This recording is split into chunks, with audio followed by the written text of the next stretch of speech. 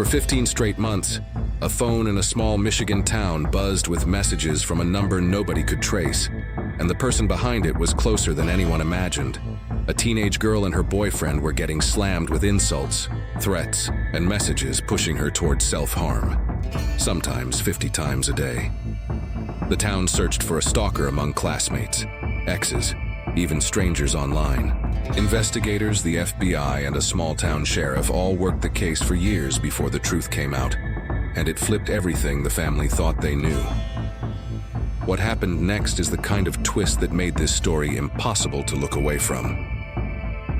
In October of 2020, in a farming town called Beale City, Michigan, a high schooler named Lauryn Licari started getting strange texts from an unknown number.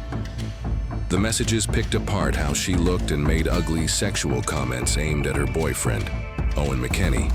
Then, just as fast as they started, they stopped. Everyone figured it was some cruel prank that had run its course. But in September of 2021, the texts came back, and this time they did not let up.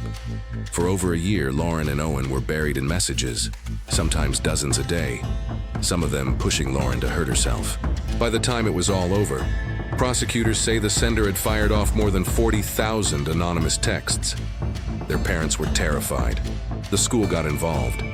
Teachers and the principal watched two students unravel in real time and had no idea who was doing it.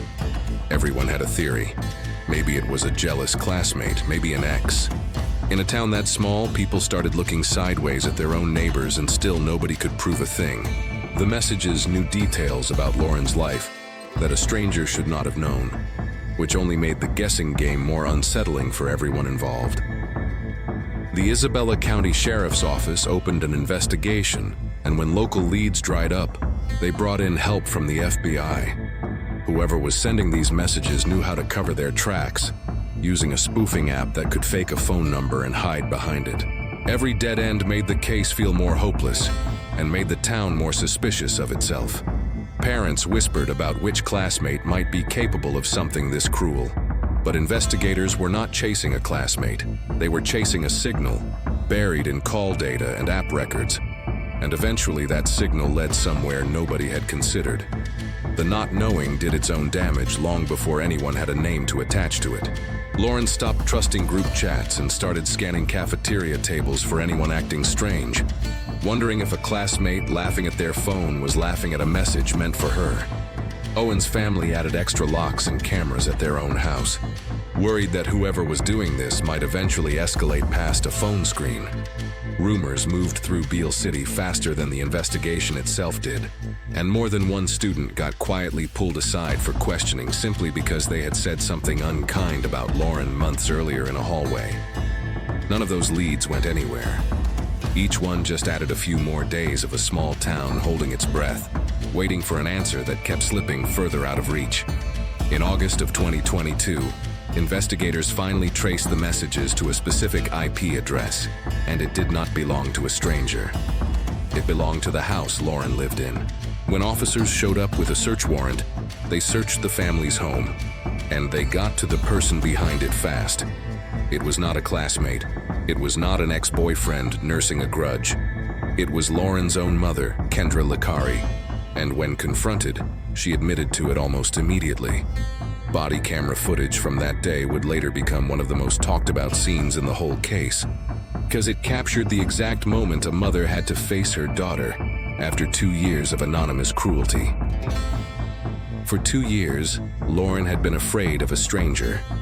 The whole time, the person tormenting her was sitting across the dinner table. Lauryn Licari was charged with multiple counts tied to stalking and using a computer to commit a crime, and she eventually pleaded guilty to 2 counts of stalking a minor, one naming Lauryn and one naming Owen. At sentencing, Judge Mark Duthie told the courtroom the case had shown him the worst in human nature, then handed down 19 months to 5 years in prison. To a lot of people following the case, that sentence felt shockingly light, given 40,000 messages and years of fear. Kendra was released on parole in August of 2024 and remains under supervision into 2026. Reports say she has tried to reconnect with Lauryn since getting out, but the two are currently not permitted to see each other. None of that explains why a mother would spend 2 years tormenting her own child. And that question is the one that pulled people into this story once it hit screens. In the documentary, Kendra herself offers an answer, saying she wanted to keep her daughter close to her.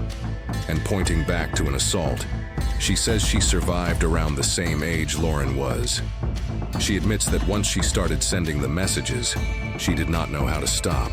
Some psychologists who reviewed the case for outside interviews floated a theory sometimes called cyber Munchausen by proxy, where a caregiver manufactures a crisis just so they can be the one who steps in to fix it. Kendra was never formally diagnosed with anything.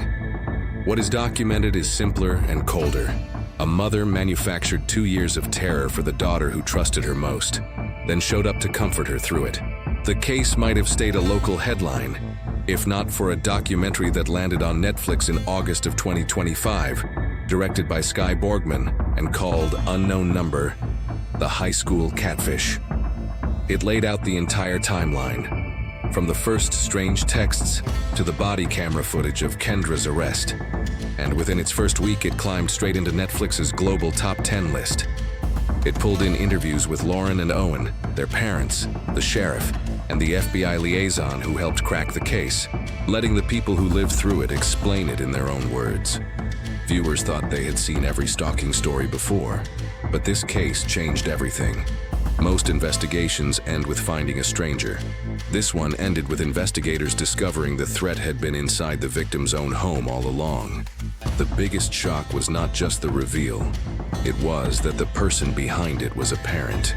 For 2 years, Lauryn Licari believed someone outside her world was targeting her, sending cruel messages and making her feel unsafe. But the truth was far closer than anyone imagined. While Lauryn tried to defend herself from an invisible enemy, the person responsible was someone she trusted. Owen, who was caught in the middle of the situation, also lived through those confusing years without knowing the full truth. The details uncovered later, the spoofing apps, digital evidence, IP tracking, and police footage, showed just how carefully the scheme had been hidden. What made this case so disturbing was not only who did it, but how long it stayed hidden in plain sight.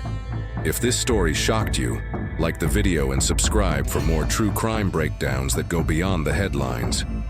Comment your thoughts on the biggest twist, and share this case with someone who loves uncovering the truth.